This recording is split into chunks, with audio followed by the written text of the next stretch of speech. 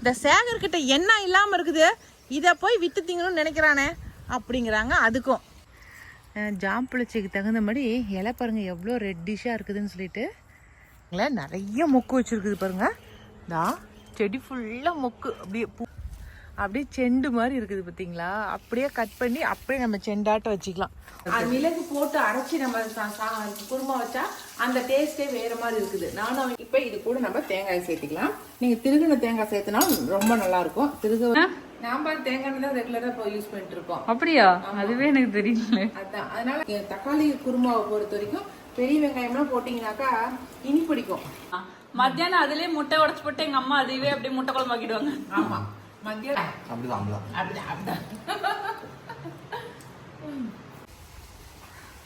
எல்லாருக்கும் வணக்கம். இது நம்ம காக்கை கூட்டம். இன்னைக்கு காலையிலேயே முருங்கைக்காயை வெட்டுறதுக்கு வந்தாச்சு. வெட்டுறதுக்குலாம் பறிக்கிறதுக்கு. ஏன்னா காய் மறுபடியும் முத்துறதுக்கு ஆரம்பிச்சிருச்சு. அதெல்லாம் பறித்து கொடுத்துடலாம் அப்படின்ட்டு. போன ட்ரிப் ஒரு 90 காய் கொடுத்தோம். இந்த ட்ரிப் ஒரு 200 காய் வரமாட்டேங்குது. ஒரு மரத்தில் தான் வெட்டியிருக்கிறோம், பறிச்சிருக்கோம். இன்னும் அங்கே இருக்கிற மரம் அப்படியே இருக்குது. சரி அடுத்த பேட்ச் கொண்டு போய் 2வது பேட்சாக அதை கொடுத்துக்கலாம் அப்படின்ட்டு கொஞ்சம் காய் நம்ம வீட்டுக்கு எடுத்து வச்சாச்சு. நம்ம வீட்டில் இருக்கிறவங்களுக்கு எல்லாத்துக்கும் கொஞ்சம் கொடுத்துடலாம் அப்படின்ட்டு மீதி காய்ங்களை இன்றைக்கி கொண்டு போய் கொடுக்க போகிறோம். அன்றைக்கி 290 காய் கொடுத்தோம். எவ்வளோ கடை வாங்கிக்கிட்டாங்க. நாம் எங்கள் வீட்டுக்கு அந்த லட்சுமி வந்தப்போ சொன்ன அப்படி அக்கா கிலோ 150 ரூபாய்க்கு கொடுக்குறாங்கக்கா, அதனால் கொண்டு போய் பறிச்சுட்டு போய் கொடுக்கா அப்படின்னு சொன்னாங்க. ஆனால் நாங்கள் பறித்து கொண்டு போய் கொடுத்தோம் என்னன்ட்டாங்க, இப்போ 1 கிலோ 30 ரூபாய்க்கு தான் எடுத்துக்கிறோம் அப்படின்ட்டாங்க. அது என்னவோ தெரியலிங்க. காட்டில் விவசாயம் பண்ணி கொண்டு போய் கொடுத்தா கடைக்காரங்களுக்கு தாங்க லாபமாக இருக்குது. அவங்க தான் பிழைக்கிறதா இருக்குது. நாம் காட்டுக்காரங்க யாரும் பிழைக்கிறதா தெரியவே இல்லை. என்ன பண்ணுறது, காட்டில் மரத்தில் அப்படியே காஞ்சி வேஸ்ட்டாக போகுது. சரி எவ்வளவோ கொடுக்கட்டு போ அப்படிங்கிறதுக்காக கொண்டு போய் நம்ம பறித்து கொண்டு போய் கொடுக்குறதா இருக்குது. என்னை கேட்டால் எல்லாத்தையும் அப்படியே முத்த விட்டு அந்த கொட்டைங்களை எடுத்து எண்ணெய் ஆட்டுறாங்க பாருங்க. அப்படி பேசாமல் எண்ணெய் கூட ஆட்டிட்டு போயிடலாம் போங்க. அப்படி ஆகி போயிடுது. இப்போ இவ்வளோ காய் எவ்வளோக்கு எடுத்துக்க போகிறாங்கன்னு தெரில. எனக்கு தெரிஞ்சு ஒரு 100 ரூபாய்க்கு எடுத்துக்குவாங்க, அவ்வளோதான். ஆனால் விற்கிறது மட்டும் ஒரு காய் 10 ரூபாய்க்கு விற்கிறாங்க. கொஞ்சம் கூட இது இல்லாமல் கடை போடுறோம்ல. அதுக்காக காட்டுக்காரங்க எல்லாரும் அவங்க எங்கள் வீட்டுக்கு முன்னாடி ஒரு கடை போட்டுக்கணும். எப்படா ஐநர அதையும் கடை போட்டோமா என்ன சொல்கிறாங்க, இந்த சேகர்கிட்ட என்ன இல்லாமல் இருக்குது, இதை போய் விற்று திங்கணும்னு நினைக்கிறானே அப்படிங்கிறாங்க. அதுக்கும் வாயி நாக்கம் இருக்குதுன்னு எப்படி வேணாலும் ஜனங்க பேசுகிறாங்க. என்ன பண்ணுறது. சரி என்னமோ வர்றது வரட்டுங்கன்னே கொடுத்துட்டு வந்துடுடா. சரியா? அது உடஞ்சிது, இதெல்லாம் விட்டுரு. நாம் இங்கேயே புழங்கிக்கலாம். இன்னைக்கு கொண்டுட்டு போகிற முருங்கைக்காய் எவ்வளோக்கு வருதுன்னு சொல்லி பார்க்கலாம். ஆமாம், முருங்கைக்காய் நிறைய காய்க்கும். இன்னைக்கு நாம் புதுசாக வச்ச ஜாம் புளிச்ச கீரை தான் பார்க்க போகிறோம். பாருங்களேன் எவ்வளோ பெருசு வந்துருச்சுன்னு சொல்லிட்டு நம்ம சுந்தர்கிட்ட தான் போய் வாங்கிட்டு வந்தேன். நான் அங்கே மரபு சந்தைக்கு போனேன் இல்லைங்களா, அப்போ வாங்கினது, போன வருஷம் வாங்கினது. அதை கொண்டு விதை போட்டு அதில் ஒரு 3 செடி தான் முளைச்சி வந்துச்சு. அதுலேருந்து 1 பிடுங்கி இங்கே நட்டு வச்சேன். அந்த 1 தான் இப்போ இதில் இப்போ விதை வச்சிருச்சு பாருங்களேன். இதோ இதில் தான் விதை. சூப்பர் இல்லைங்களா? கீழே உளுந்து முளைச்சிருக்குன்னு நினைக்கிறேன் நிறையா. இதெல்லாம் விதை. இது உடைச்சுமா நல்லா விதை வந்துடும். இனிமேல் சேமித்து உங்களுக்கு எல்லாத்துக்கும் கொடுக்குறேன் நான் விதை. செடி கொஞ்சம் பெருசாகட்டுனே தான் விட்டுட்டேன். இதை பாதுகாப்பு பண்ணி காப்பாற்றுறதுக்குள்ளே போதும் ஆயிடுச்சு போங்க. ஜாம்புளிச்சிக்கு தகுந்த மாதிரி இலை பாருங்கள் எவ்வளோ ரெட்டிஷாக இருக்குதுன்னு சொல்லிட்டு நல்லா இருக்குது. இதில் இந்த லீஃபை வச்சு இந்த இலை இந்த இது இருக்கு இல்லைங்களா, இந்த பூவாடி இது மாதிரி மொக்கு மாதிரி இருக்கு இல்லைங்களா, இந்த மொக்கை தான் பிச்சு போட்டு டீ வச்சு குடிக்கிறாங்க. இந்த மொக்கு இந்த லீஃபு இதெல்லாம் காய வச்சு அப்படியே இதை டீயாக வச்சு குடிக்கிறாங்க. ரொம்ப ஹெல்த்துக்கு நல்லது அப்படிங்கிறாங்க. நானுமே இதை டீ வச்சு குடிச்சிருக்கிறேன். நல்லா இருக்குது குடிக்கிறதுக்குமே. சரிங்களா? இன்றைக்கி இந்த ஜாம் புளிச்சியோடைய விதைகளை தான் சேமிப்பு பண்ணுறேன். Okay, super super. ஒரே ஒரு விதை, ஒரு 4 விதை தான் கொடுத்தா. அப்படி அந்த விதைகளை தான் இன்றைக்கி சேமிப்பு பண்ணி கொண்டு வந்து போட்டு இன்றைக்கி இவ்வளோ பெருசு கொண்டு வந்துருக்குறேன். எப்பயுமே ஒரு கிடைக்காத பொருள் நம்மக்கிட்ட ஒன்று கிடைக்குது அப்படின்னாக்கா அதை நம்ம வந்து ரொம்ப கேர்லெஸ்ஸாக நம்ம அதை பயன்படுத்தக்கூடாது. அதை ரொம்ப பத்திரமாக வச்சு பாதுகாப்பு பண்ணி அதில் வந்து உற்பத்தி பண்ணிடணும். அதுதான் நம்மளுடைய திறமையே. நான் காலையில் எடுத்திருந்தேன்னா நல்லா பூ பூத்துருந்துருக்கும், உங்களுக்கு பூக்களோடு காட்டியிருப்பேன். நான் சாயந்தரமாக வந்து எடுத்ததுனால தான் உங்களுக்கு பூக்களை காட்ட முடியல. நாளைக்கு வந்து இந்த கீரையை பறித்து நான் வந்து கடையெல்லாம் அப்படின்ட்டு இருக்கேன். அப்போ உங்களுக்கு பூ பூத்துருக்கும், காட்டுறேன் நான். ஓகே, பூக்களோடு பார்க்கும்போது இன்னும் சூப்பராக இருக்கும். ஷார்ட்ஸுக்கு நாளைக்கு எடுக்கலான்ட்டு இருக்கேன், அப்போ வந்து காட்டுறேன் உங்களுக்கு. நம்ம பீனட் பட்டர் செடி பாருங்களேன், நிறைய மொக்கு வச்சுருக்குது பாருங்கள். தான் செடி ஃபுல்லாக மொக்கு, அப்படியே பூவும் மொக்குமாவே இருக்குது பார்த்தீங்களா. இது பக்கத்துலேயே தான் முருங்கை மரமும் இருக்குது, பத்தாவதுக்கு தென்னை மரம் இருக்குது. எல்லா மரத்தையும் கொண்டு வந்து இங்கேயே ஒட்டுக்காக வச்சுருக்குறாரு. நான் முதல்ல பீனட் பட்டர் மட்டும்தான் வச்சேன், ஆனால் எல்லா மரமும் ஒட்டுக்காக கொண்டு வந்து சேர்த்தியாச்சு. இப்போ இங்கே நம்ம மைசூர் மல்லி கொண்டு வந்து ஒன்று வச்சேன் பாருங்களேன், பூ பூத்துருச்சு, அழகாக இருக்குதுல்ல மைசூர் மல்லி, சூப்பர். அப்படியே செண்டு மாதிரி இருக்குது பார்த்தீங்களா. அப்படியே கட் பண்ணி அப்படியே நம்ம செண்டாட்டம் வச்சுக்கலாம். ஒரே ஒரு பூ வச்சுட்டா, செடி வச்சுட்டா போதுங்க, அப்படியே அது ஏகப்பட்டது படர்ந்து போயிடும். ஆனால் வாசம் அப்படியே ஆளை தூக்கும், அப்படியே மணக்கும் மைசூர் மல்லி மட்டும். இந்த தென்னை மரத்தில் இருக்கிற அந்த கருப்பு பூச்சி தாக்குதல் பாருங்களேன், கீழே இருக்கிற பப்பாளி மரத்து மேலெல்லாம் பட்டிருக்கு பார்த்தீங்களா. நல்ல மழை ஜோராக பெஞ்சிச்சுன்னா இதெல்லாம் போயிடும். ஆனால் எங்கே மழை வந்தால் தானே.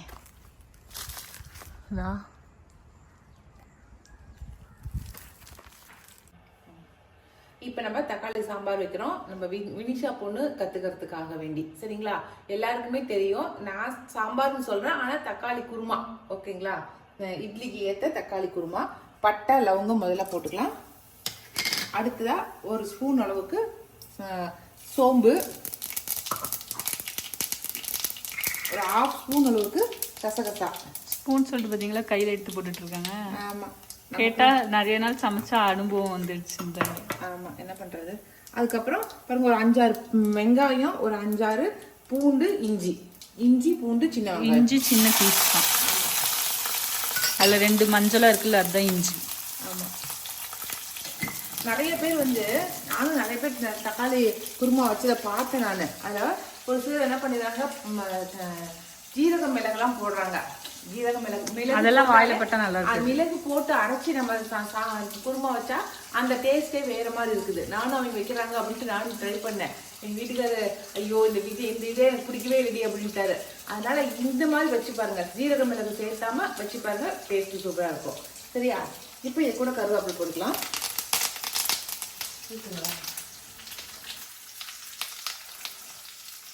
கட் பண்ணிக்குவா. இல்லை, ஒரு 4 முந்திரி போட்டுக்கலாம். இது வந்து நான் விருப்பப்பட்டு போடுறது, போட்டுக்கலாம். நான் விருப்பப்பட்டு போடுறது. ஆமாம், கரண்டி எடுத்துக்கலாம்.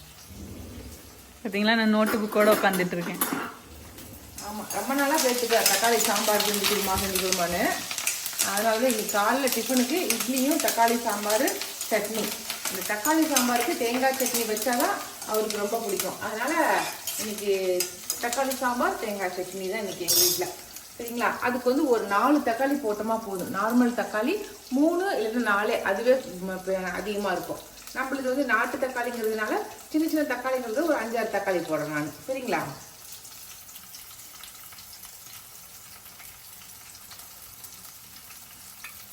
கட் பண்ணிடுறேன். இப்போ தக்காளி சேர்த்துடலாம்.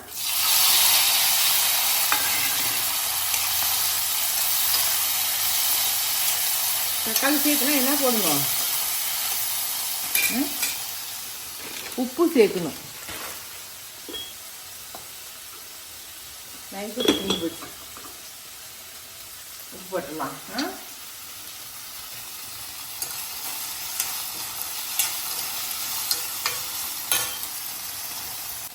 அடுத்ததான் மஞ்சத்தூள், அதுக்கப்புறம் கொரியாண்டர், மிளகாய்த்தூள். மிளகாய்த்தூள், ஒரு பச்சை மிளகாய் கூட நீங்கள் வதக்கும் போது போட்டுக்கலாம். நம்ம ஒன்றும் தப்பு இல்லை. நான் அவருக்கு வேண்டாங்கிறதுனால விட்டுட்டு நான் ஒரு பச்சை மிளகாயும் கூட சேர்த்து வதக்கிக்கங்க. அவ்வளோதான். கொஞ்சம் கொத்தமல்லி தூள் இருந்தால் சேர்த்திக்கங்க. அவ்வளோதான். சரிங்களா? இப்போ இது நல்லா வதங்கட்டும் ஒரு நிமிஷம். இப்போ இது கூட நம்ம தேங்காய் சேர்த்துக்கலாம். நீங்கள் திருகின தேங்காய் சேர்த்துனாலும் ரொம்ப நல்லாயிருக்கும். திருகவத்துக்கு முடியாதவங்க இந்த மாதிரி நம்மளாட்ட நோண்டியும் போட்டுக்கலாம், பீஸாகவும் போட்டுக்கலாம். கடைசியாக அரைக்க தானே போகிறோம்.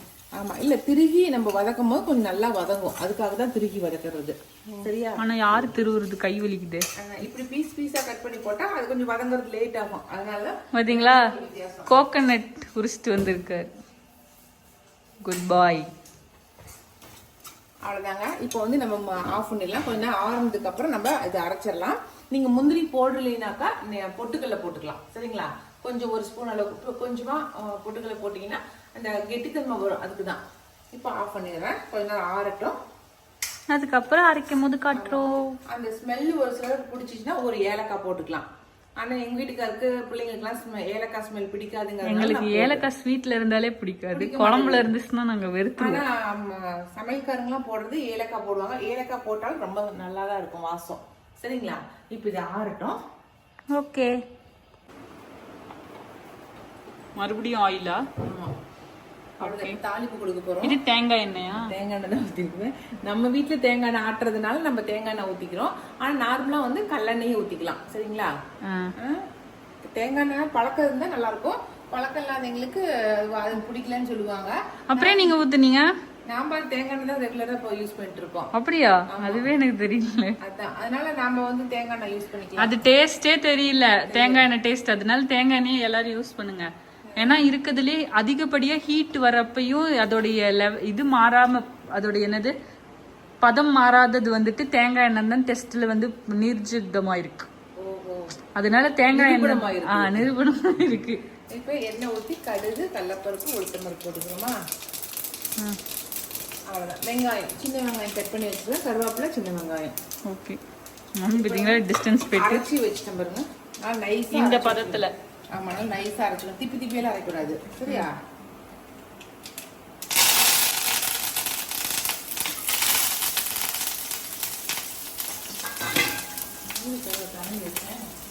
இப்ப நம்ம அரைச்சி வச்சதுல கொஞ்சம் தண்ணி கலந்து சேர்த்திக்கலாம்.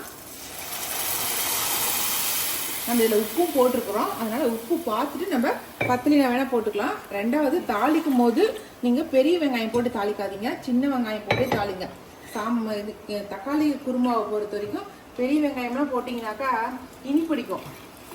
எங்களுக்கு யாருக்கும் பிடிக்கிறது இல்லை பெரிய வெங்காயம் போட்டா. ஆமா, காரமா வந்துட்டு சின்ன வெங்காயம் தான் இருக்கும். பெரிய வெங்காயம் வந்து கட் பண்ற ஒவ்வொரு விதத்துக்கும் ஒவ்வொரு மாதிரி டேஸ்ட் மாறும்னு சொல்லுவாங்க.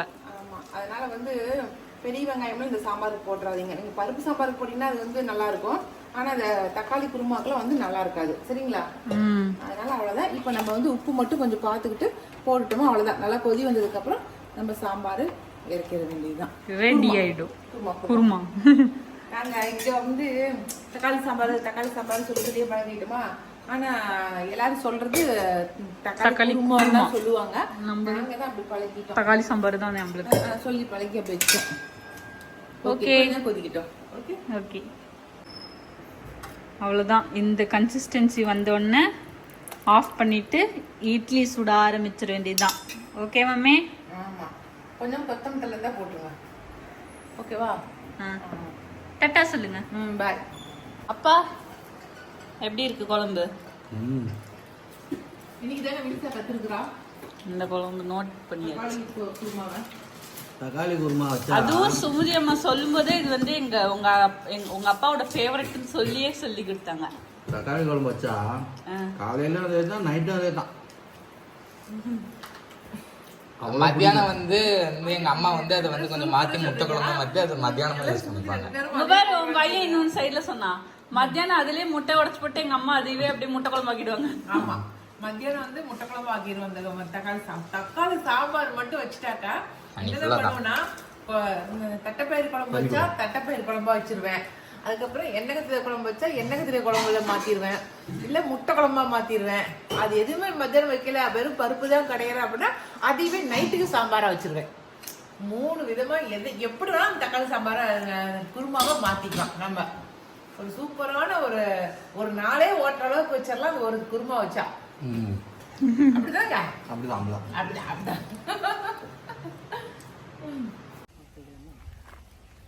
இன்னைக்கு வந்து இந்த மேல்காட்டில் இருக்கிற இந்த இடத்துல வந்து நம்ம தண்ணி கொஞ்சம் விட்டாச்சு. இதில் வந்து இன்றைக்கி செடிங்க தான் நட்டுட்ருக்கேன். என்ன செடிங்க அப்படின்னாக்கா தக்காளி செடி, அதுக்கப்புறம் கத்திரி செடி. நம்ம வந்து போன மாதம் வந்து நம்ம சந்தைக்கு போனோம் இல்லைங்களா, மரபு திருவிழா போட்டிருக்காங்கன்னு சொல்லிட்டு, அங்கே எனக்கு ஒரு தம்பி வந்து ஸ்பெஷலான கத்திரி விதைகள் அப்புறம் தக்காளி விதைகள்லாம் கொடுத்தாங்கல்ல.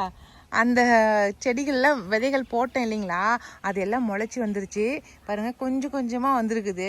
இது நம்ம பத்திரப்படுத்தி காய் வர அளவுக்கு பண்ணணும் இல்லையா, அதுக்கு தான் இப்போ இந்த தக்காளி செடியை பிடுங்கி இப்போ நட்டுட்ருக்காரு. தக்காளி அப்புறம் கத்திரி, ஒரு 3 விதமான கத்திரி, ஒரு 2 விதமான தக்காளி நம்மக்கிட்ட கொடுத்துருக்காங்க. இந்த 5 விதமான ரகத்தையும் நம்ம எப்படியாவது காப்பாற்றி அது என்னென்ன காய்க்குது அப்படிங்கிறத பார்த்துடலாம். அண்ணா இந்த பாருங்க, அங்கே இருக்குது பாருங்கள், இங்கே கொஞ்சம் கேப் இருக்குது பாருங்கள். இந்த சைட்லாம் குச்சி வச்சோம், அந்த குச்சி ஒன்றும் சரியாக அவ்வளோக்கு வரல.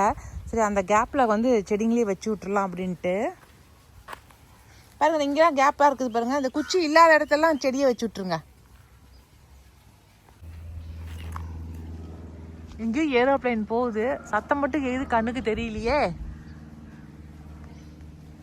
ஓ மை காட், அங்கே போகுது பாரு, அங்கே போகுது பாரு. என் ஃபோனுக்கு தெரியலன்னு நினைக்கிறேன். போயிடுச்சு.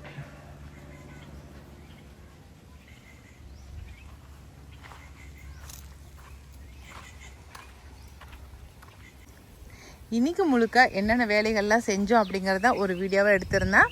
இன்றைக்கி சாயந்தரமாக வந்து செடிகளெல்லாம் நட்டாச்சு. அவ்வளோதான், இன்றைக்கி தோட்டத்து வேலையும் முடிஞ்சிருச்சு, சமையல் வேலையும் முடிஞ்சிருச்சு. இந்த வீடியோ இதோடு முடிஞ்சிருச்சுங்க. இந்த வீடியோ பிடிச்சிருந்துச்சுனாக்கா லைக் பண்ணுங்கள், மறக்காமல் நம்ம காக்கை கூட்டத்துக்கு சப்ஸ்கிரைப் பண்ணிடுங்க. இனி அடுத்த ஒரு புது வீடியோவில் சந்திக்கலாம். இந்த கத்திரிக்காய் செடியெல்லாம் பெருசாகி என்ன விதமாக காயெல்லாம் காய்க்குது அப்படிங்கிறத நான் கட்டாயமாக அப்பப்போ நான் உங்களுக்கு அப்டேட் பண்ணுறேன். பார்க்கலாம், அந்த தம்பி கொடுத்த கத்திரி விதை என்ன மாதிரி புதுவிதமாக காய்க்குதுங்கிறத பார்க்குறேன். எனக்கு ரொம்ப நாளாக ஆசை பாம்பு கத்திரி வாங்கணும்னு சொல்லிட்டு, போன ட்ரிப்பே போனப்போ கிடைக்காம போயிடுச்சு.